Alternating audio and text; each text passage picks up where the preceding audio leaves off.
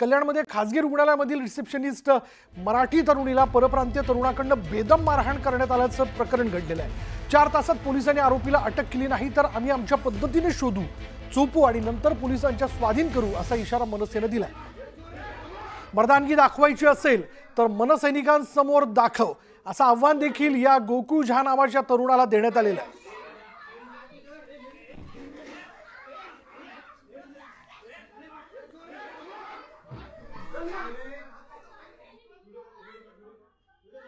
हा जो प्रकरण घडला ह्या आपल्याच माध्यमातून आम्ही पाहिलेलं आहे की तो हिजडा आहे की त्यांनी त्या लहान मुलीला लाथाबुक्क्यांनी मारलंय। आम्ही त्याला सांगू इच्छितो, आम्ही त्याला चॅलेंज करतो, जर मर्दानगी दाखवायची असेल तर आम्हा मनसैनिकांसमोर दाखव। जर त्यांनी कालपासून कंप्लेंट केलेली आहे, 24 तास उलटून गेलेले आहेत, तरी सुद्धा त्या भडव्याला अरेस्ट झालेलं नाही। मी आपल्या माध्यमातून पोलीस डिपार्टमेंटला सांगू इच्छितो, जर 4 तासाच्या आत त्याला अरेस्ट झाली नाही तर आम्ही महाराष्ट्र नवनिर्माण सेनेचे मनसैनिक त्याला शोधून काढू आणि आमच्या पद्धतीने चोप देऊ आणि मग पोलीस स्टेशनला हजर केल्याशिवाय राहणार नाही। हा जो प्रकरण घडला ह्या आपल्याच माध्यमात कल्याणमध्ये मराठी तरुणीला मारहाण केल्याप्रकरणी महाराष्ट्र नवनिर्माण सेना आक्रमक झाली। मनसैनिकांनी मानपाडा पोलीस स्टेशनमध्ये जात मारहाण करणाऱ्या तरुणाला तात्काळ अटक करण्याची मागणी केली आहे, नाहीतर मनसे स्टाईल मारहाण करणाऱ्या तरुणाला चोप देण्यात येईल असा इशारा मनसेनं दिला।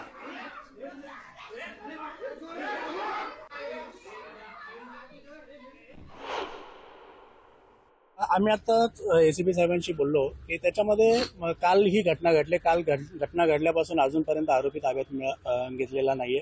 आम्ही त्यांना एकच मागणी केली की त्या मुलीची मानसिक परिस्थिती लक्षात घेता आता त्याला तात्काळ तुम्ही ताब्यात घेणं गरजेचं आहे।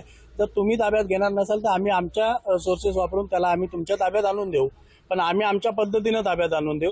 या पद्धतीची आम्ही पोलिसांना आता थोड्या वेळापूर्वी सांगितलेलं आहे। घटनेला जवळपास 24 तास उलटलेत पण अजूनही आरोपी पोलिसांना सापडत नाही। तो व्हिडिओ तुम्ही पाहिला कशा रीतीने तो मुलगा मारतोय? अतिशय गंभीर प्रकार काल घडलेला आहे आणि सांगायला चुकीचं वाटतं की 24 तास झाले तरी पोलिसांना अजून त्या आरोपीचा पत्ता लागत नाही।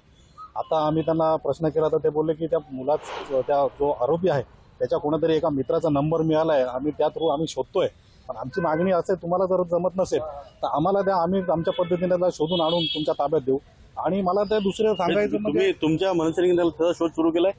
हो, आता आम्ही आमची जसे आपले मनसेचे नेते आणि माझे आमदार अजयदादा पाटील यांनी आम्हाला आता सूचना केल्या की तात्काळ या प्रकरणामध्ये लक्ष घाला आणि आम्ही आता त्या पद्धतीने आम्ही आमच्या मार्गाने हे मार्गक्रमण करत आहोत। दुसरं अजून मला त्या जी घटना जेव्हा चालू होती त्या आजूबाजूला जे पुरुष MR जे होते उपस्थित होते त्यांच्याबद्दल मला निश्चितच कीव वाटते की ते माणसं पुरुष होते का हातात बांगड्या घातल्या होत्या, त्यांनी निदान थांबवायला पाहिजे होतं, काहीतरी मध्यस्थी त्यांनी करायला पाहिजे होती, तर ते बघायची भूमिका घेत आहेत। अतिशय चुकीचा प्रकार काल घडलेला आहे आणि पोलिसांना विनंती आहे याच्यावर कठोर जे कलम आहेत ती लावली पाहिजेत।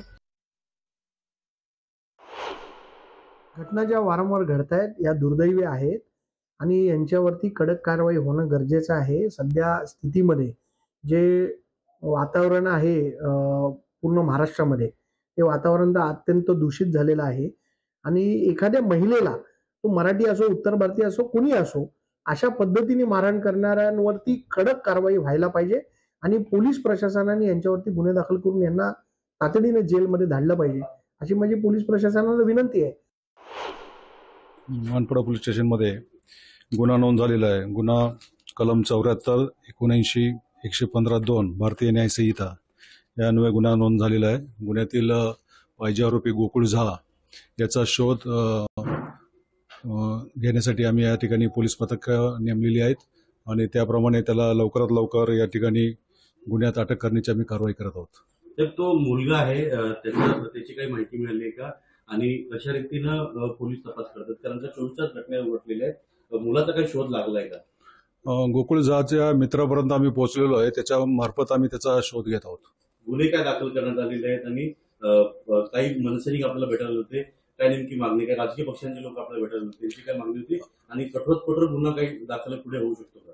निश्चितच या ठिकाणी जो गुन्हा घडलेला आहे, गंभीर स्वरूपाचा गुन्हा महिलेच्या बाबतीत गुन्हा घडलेला आहे आणि या बाबतीत महाराष्ट्र नवनिर्माण सेनेच्या पदाधिकारी या ठिकाणी आम्हाला भेटायला आलेले आणि त्यांची हीच मागणी की आरोपीवर कडक कारवाई करण्यात यावी. आमची पण तीच भूमिका राहणार आहे. आम्ही आरोपी विरुद्ध कडक कारवाई करू या ठिकाणी. संबंधित पोलीस अधिकाऱ्यांची मी स्वतः चर्चा केलेली आहे. घटना अतिशय गंभीर आहे. एका महिलेला अशा पद्धतीचे मारहाण करणं अतिशय योग्य नाही. महाराष्ट्रामध्ये अशा पद्धतीचे व्हायलन्स हे खपवू घेतले जाणार नाही. त्या व्यक्तीवरती योग्य ती नक्कीच कडक कारवाई ही केली जाईल. प्रकार घडलाय कल्याणच्या नांदिवली परिसरातील ही घटना असून एका खासगी रुग्णालयात हा प्रकार घडला. डॉक्टरांकडे MR बसले आहेत असे या रिसेप्शनिस्ट तरुणीने सांगितल्यानं त्याचा राग आल्याने या तरुणाने तिला लाथेने मारल्याचा प्रकार CCTV कॅमेऱ्यात कैद झालाय आणि या तरुणाचं नाव गोकुळ झा असं असून या प्रकरणात त्याच्या विरोधात मानपाडा पोलीस ठाण्यात गुन्हा दाखल करण्यात आलाय. पोलीस या तरुणाचा शोध घेत आहेत.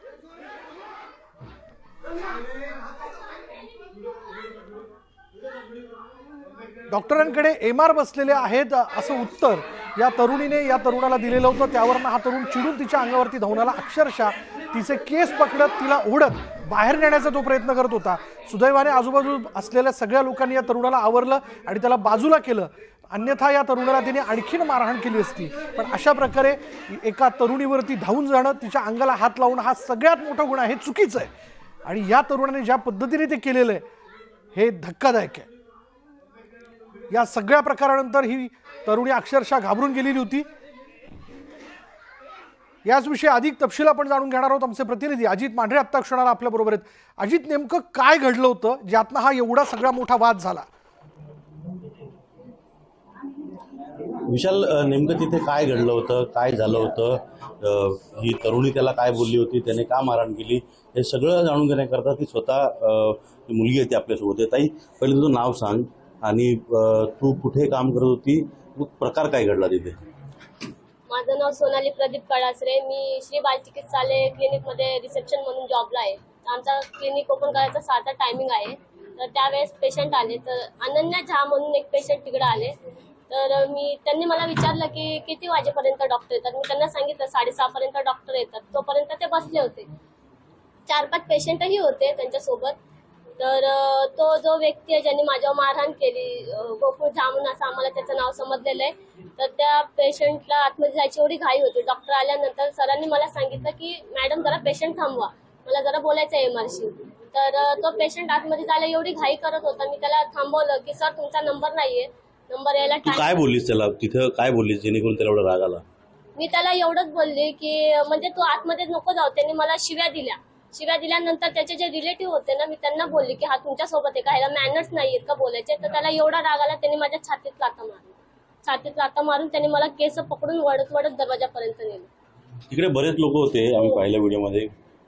जर ते लोकांनी त्याला पकडला नसता तर त्यांनी अजून माझा जीव गेला असता तिकडे, त्यांनी जर त्याला पकडलं नसतं तर. सुरुवातीपासून जेव्हा तो आला होता तेव्हा तो आक्रमक दिसत होता, कारण तो व्हिडिओमध्ये पाहतोय की आलेला डायरेक्ट डॉक्टरच्या केबिनमध्ये घुसायची तो वाटतच होता तसं. म्हणजे त्याला एवढी घाई होती आतमध्ये जायची की तो पेशंट पण बघत नव्हता. त्याला एवढं आतमध्ये जायची घाई होती.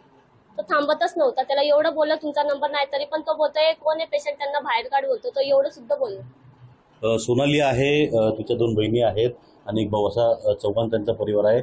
आई वडिलांचं निधन झालेलं आहे. तिघी बहिणी ज्या आहेत त्या काम करून स्वतःचा उदरनिर्वाह करतात. ताई, बहिणीला मारहाण झालेली आहे. व्हिडिओ पाहून तळपायच्या मस्तकाला जाते.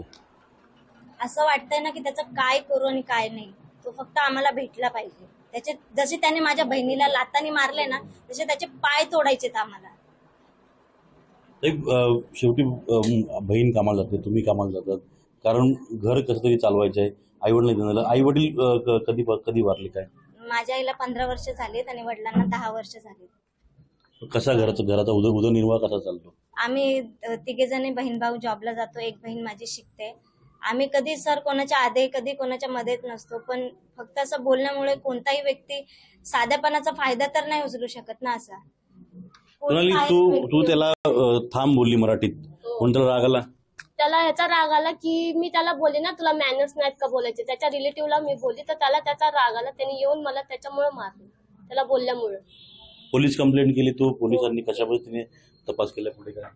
सर गेले होते क्लिनिक मध्ये माझ्या पाहुणचारासाठी, पण आता अजून काय प्रोसेस आम्हाला पुढची कळालेली नाही. तरी त्याचं नाव आम्हाला समजलंय, गोकुळ झा म्हणून त्या व्यक्तीचं नाव आहे. किती धक्का बसला संपूर्णपणे, एक डिस्टर्ब सगळं करणारी ही घटना आहे. काय बोलू शकत नाही सर आम्ही याच्याबद्दल. बाहेरील व्यक्ती येणार आणि असं कधी काही करू शकतो, म्हणजे काय तुम्ही सांगा आम्ही काय बोलू याच्यावर. ज्या पद्धतीनं बहिणीला मारहाण केली, तुमची आता पोलिसांकडे किंवा सरकारकडे काय मागण्याचं? तो व्यक्ती आम्हाला पाहिजे, आमच्या समोर हवा आहे तो व्यक्ती, बस. ते तू किती शिकते? माझी आता 12th झाली, नर्सिंग करायचंय आता, सध्या घरी आहे. हे सगळं प्रकरण घडलं आज माझ्या बहिणीसोबत झाल्यानंतर कोणासोबत होईल त्याच्या आधी त्याचं काहीतरी करा, त्या समोर आणून द्या, नाही तर तुम्ही करा, त्याचं काय करायचंय पण करा. त्याचं सोशल मीडियावरती त्याचा जो प्रोफाईल त्यावर मी पाहिलं की त्याच्या हातात तलवार वगैरे आहेत, फोटो आहेत. हो सर, आम्हाला पण कळलं की तो म्हणजे खूप वेगळ्या लाईन मधला आहे, त्यामुळे आम्हाला थोडी भीती वाटते या गोष्टीची की तो खूप वेगळ्या याच्यामधला आहे. काही दिवसाआधी आम्ही असं पण ऐकलेलं त्याच्यावर काही गुन्हा पण दाखल होता, पण आता आम्हाला पूर्ण माहिती नाही याच्याबद्दल, आम्हाला फक्त माहिती मिळाली याच्याबद्दल. खरं तर विशाल, 24 तास उलटून देखील पोलिसांच्या तो हाती लागलेला नाहीये. पोलिसांनी वेगवेगळ्या टीम बनवलेल्या आहेत आणि यावरूनच कळतं की तो किती सराईत आहे किंवा तो कशा रीतीनं कुठल्या मनोवृत्तीचा आहे. ताई, तुमचं नाव सांगा आणि ज्या पद्धतीनं आता तुम्ही घर चालवत आहे सगळं, हे सगळं ही घटना घडली आहे आणि एक कुठेतरी मानसिक ताण किंवा मानसिक धक्का बसलेला आहे. काय सर, त्याच वेळेस माझी अशी सिच्युएशन होती की मी काय करू. मी माझ्या जॉबवरून अक्षरशः पळत आली तिकडनं, तिचा श्वास थांबला होता. त्यावेळेस तिला काही झालं असतं तर एकदम मी कसं घर चालवते आम्हाला आमचं माहितीये. सोनाली, तुला मारहाण झाली, तो मुलगा, त्याची ओळख पटलेली, आता तुझी काय मागणी असेल की त्याला काय शासन व्हावं? ज्या पद्धतीने त्याला मला मारलंय ना, त्याच पद्धतीने आम्हाला त्याला मारायचं. तुम्ही त्याला आमच्या समोर घेऊन या, नाही तर तुम्ही तरी काय सजा द्या त्याला. कारण माझ्यासोबत जे घडलंय ना, ते दुसऱ्या कोणत्याच पोलीस सोबत नको घडायला. त्याचा भरोसा नाही तो कधी काय करेल, कारण तो लयच रागीट दिसत होता तो व्यक्ती मला. ते व्हिडिओ मध्ये दिसतंय तो स्टार्टिंगलाच आला आणि वाचवच करत होता, पहिले आतमध्ये गेला. बोलतो मला आतमध्ये पाठव, की म्हणजे त्याचं असं म्हणणं होतं की तू जे आतमध्ये पेशंट आहेत ना त्यांना बाहेर काढ बोलतो. ते कोण आहेत आतमध्ये, म्हणजे तो डॉक्टरांना सुद्धा आरे तुरे भाषेमध्ये बोलत होता. आणि मग त्याच्यानंतर मी त्याला एवढंच फक्त बोलली की तू आरे तुरेची भाषा का वापरतोय, तर त्यांनी मला आई बहिणीवरनं शिव्या दिल्या. आई बहिणीवरनं शिव्या दिल्यानंतर तो शिव्या देत देत बाहेर चाललेला. तर जे व्यक्ती होते ना, अनन्या झा म्हणून त्याचे वडील होते का कोण होते ते, त्यांना मी बोलले की हा जो तुमचा रिलेटिव्ह आहे ना, तो बघा कसे मॅनर्स मध्ये बोलतोय. त्याचाच त्याला राग आला, त्याच रागात त्यांनी तसं ते घडलं. आता तिथं काय सांगू. व्हिडिओमध्ये दिसतंय की त्याने थेट तिला लाथ मारली, केस पकडून खेचली.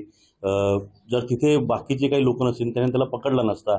अर्थात अशी ताई बोलली की त्याने पुढे आणखीन काही इजा जी आहे ती सोनालीला पोहोचवली असती. विशाल, अजित, यामध्ये दोन आणखीन एक महत्त्वाचे प्रश्न असेल की हा जो गोकुळ झा आहे याची नेमकी पार्श्वभूमी काय, हा करतो काय, आणि आता याच्या विरोधात कोणते गुन्हे नोंदवण्यात आलेत? विशाल, हा जो गोकुळ झा आहे तो कल्याणच्याच परिसरामध्ये राहतो. पिसवली आडवली या भागामध्ये कुठे राहतो अशी माहिती मिळालेली. पोलीस त्याच्या काल घरी देखील गेले होते, आज सकाळी देखील गेलेले होते. अजून तो सापडलेला नाही आहे. त्याचा शोध सुरू आहे.